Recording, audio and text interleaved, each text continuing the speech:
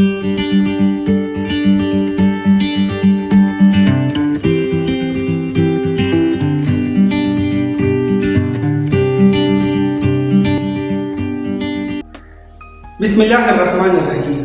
अस्सलाम वालेकुम प्यारे तलबा। हमारे आज के लेक्चर का मौजू है कहानी नवीसी, यानी हम आज कहानी के बारे में पढ़ेंगे, यानी वो कौन सी ज़रूरी लवाज़िमात है यानी जिसे कहानी लिखते वक्त जहन में रखना चाहिए। कहानी चूँकि गुजरे हुए ज़माने का वाक़या होता है, इसलिए इसे हमेशा माज़ी के सीगे में बयान किया जाता है।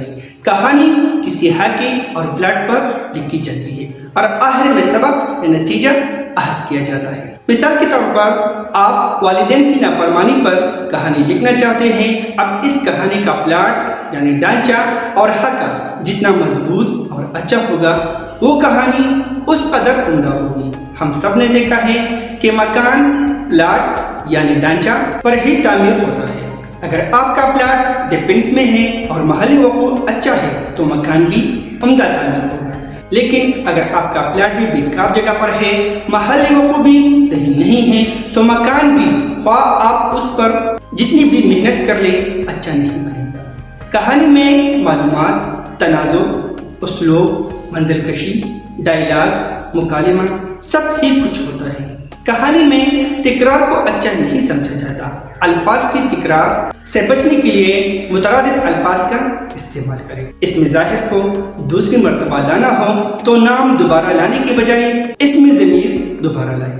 मिसाल के तौर पर जब आप कहना चाहें समंदर के बहुत से फ़वाइद हैं, इसकी आबी हयात खुश्की में रहने वालों के लिए बेहतरीन ग़िज़ा है, तो यूँ ना कहें समंदर की आबी हयात। समंदर की लफ्ज़ की जगह इसमें ज़मीर उस ले आई। कहानी ना तो इतनी लंबी हो कि पूरी किताब बन जाए और ना ही इतनी मुख्तसर हो कि एक पैराग्राफ लगे और बात मुकम्मल ना हो। जानदार और अच्छी कहानी के लिए इन चीज़ों का होना ज़रूरी होता है। इब्तिदा में छोटे छोटे समाजी और अखलाकी मौज़ूआत पर कहानी लिखने की कोशिश करें, फिर रफ्ता रफ्ता हर मौजू पर लिखते जाएं। ये बात दुरुस्त है कि शुरू में अज़हद तबज़ात कहानी लिखना और कहानी का तसलसल बरकरार रखना मुश्किल होता है, इसलिए हाके की मदद से कहानी लिखने की मशक़ करें। कहानी लिखते वक्त ये हिदायत हमें जहन में रखनी चाहिए। कहानी का ताल्लुक़ चूँकि गुजरे हुए ज़माने से होता है, इसलिए कहानी को हमेशा से माज़ी में लिखना चाहिए। कहानी लिखते वक्त वाक़ियात की तरतीब का ख्याल रखें। आगे की बात पीछे और पीछे की बात आगे ना लिखी जाए। कहानी के 3 हिस्से होते हैं, आगाज़, नुक्ता उरूज और नतीजा।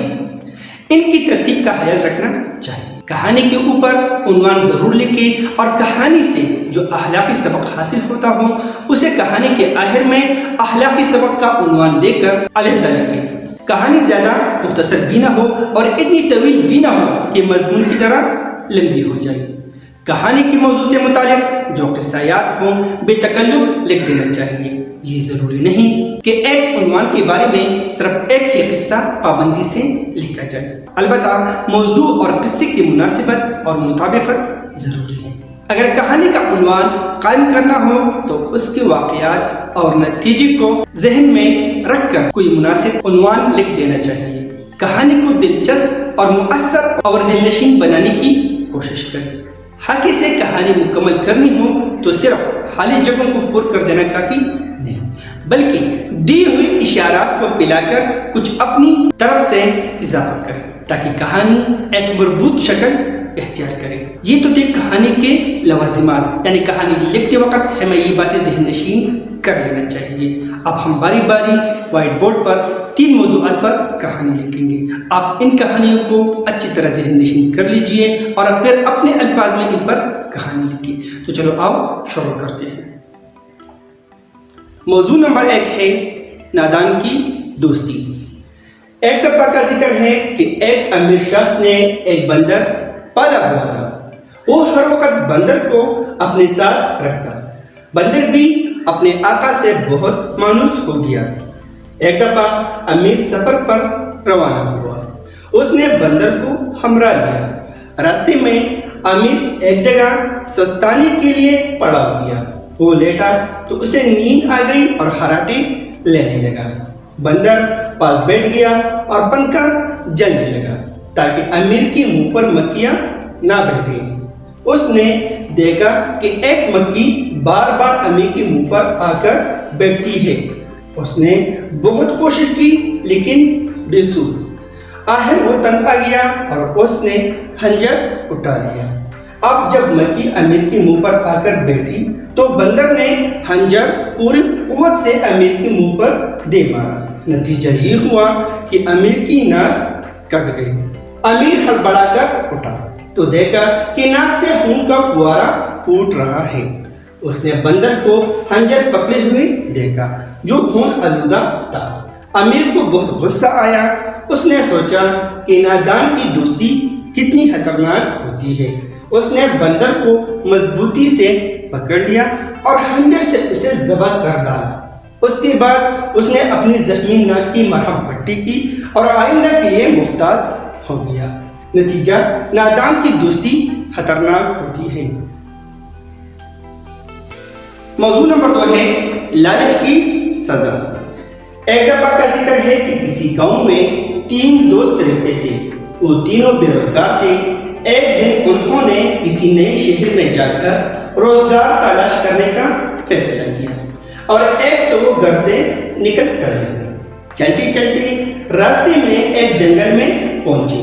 چونکہ چلتے چلتے وہ تھک چکی تھی، اسی لیے ایک سایہ دار درخت کے نیچے آرام کرنے کی غرض سے رک گئے۔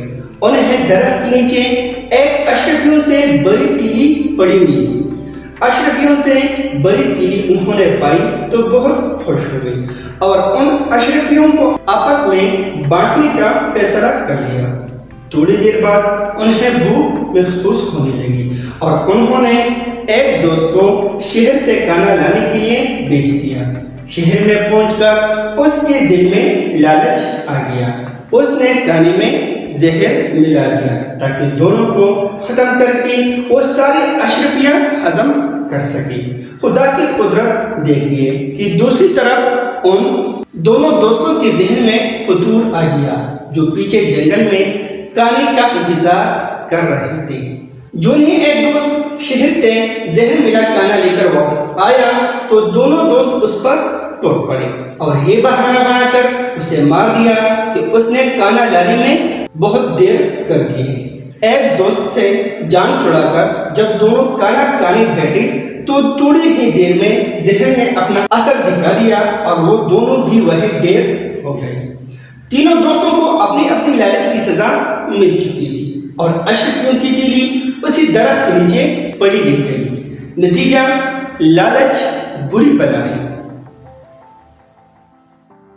موضوع نمبر 3 ہے بیڑیا اور بیڑ کا بچہ۔ ایک دفعہ کا ذکر ہے کہ کسی جنگل میں ایک بیڑیا رہتا تھا۔ بیڑیا بہت ظالم تھا۔ جنگل کے چھوٹے چھوٹے جانوروں کو اکثر تنگ کرتا اور ان کو چیر پاڑ کر کھا جاتا۔ جنگل کے سبھی جانور اس سے بہت تنگ تھے۔ ایک دن بیڑیا ندی پر پانی پینے گیا۔ وہاں ایک بیڑ کا بچہ نچلی طرف پہلے سے پانی پی رہا تھا۔ بیڑیے نے اسے پانی پیتے دیکھا، اس کا جی للچایا۔ سوچا آج تو بڑا مزیدار نرم و نازک گوشت کھانے کو ملے گا۔ بیڑ کا بچہ دل ہی دل میں بیڑیے سے ڈر رہا تھا کہ بیڑیا اس کے قریب آ کر اسے برا بھلا کہنے لگا۔ بیڑ کے بچے نے ڈرتے ڈرتے ان گالیوں کی وجہ پوچھی۔ بیڑیا کہنے لگا، دیکھتے نہیں میں یہاں پانی پی رہا ہوں اور تم پانی گدلا کیے جا رہے ہو۔ بیڑ کے بچے نے کہا، حضور میں تو پانی نیچے پی رہا ہوں، پانی آپ کی طرف سے نیچے آ رہا ہے، میں پانی کس طرح گندا کر سکتا ہوں؟ بیڑیا یہ سن کر بجائے شرمندہ ہونے کے مزید غصے میں آ گیا اور بولا، تمہیں کسی نے تمیز نہیں سکھائی، تم ہو ہی بدتمیز، تم نے پچھلے سال مجھے گالی کیوں دی تھی؟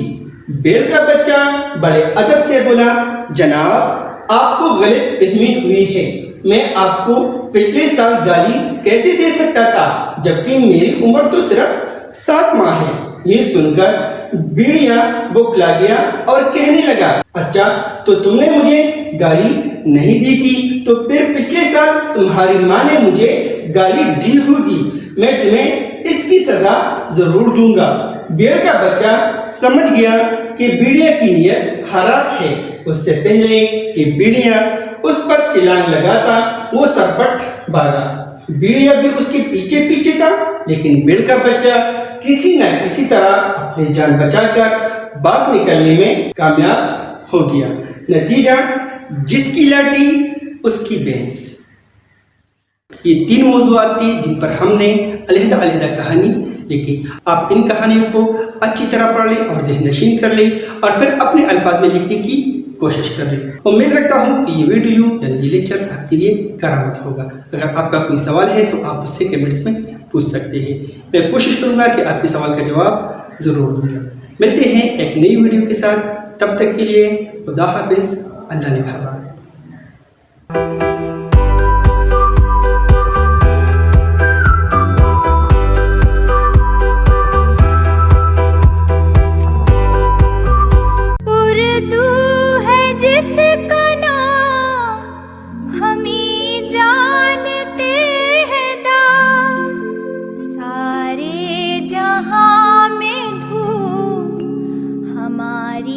زبان